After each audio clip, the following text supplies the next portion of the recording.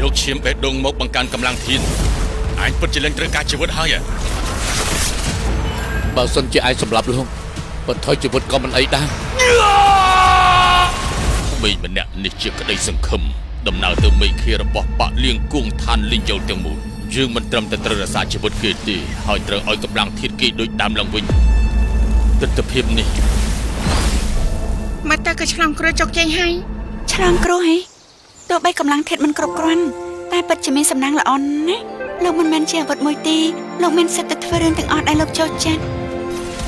ខំហើយបានធ្វើខ្ញុំស្គាល់ផ្នែកដ៏ស្រស់ស្អាតមួយនៃពិភពលោកបាននៅជាមួយនាងខ្ញុំសប្បាយចិត្តណាស់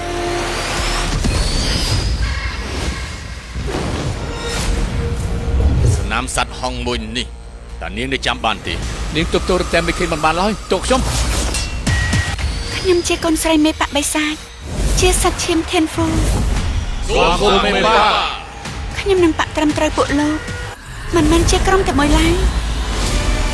ខ្ញុំថាអាចឆាប់ឃើញកូនសម្ព័ន្ធយាលួងយើងលេចមុខម្ដងទៀតនៅឋានលីងយ៉ូខ្ញុំនៅទីនេះស្រូបកម្លាំងធានខ្ញុំម្នាក់ឯងគ្រប់គ្រាន់ហើយដាក់បញ្ជាឲ្យបាក់ទាំង10ពួកយើងចាប់ខ្លួនសៀវអ្នកដែលធ្លាប់ហាន់គុណម្នាក់ក៏រត់មិនរួចចង់ស៊ីក៏បានចិត្តលឿនពេក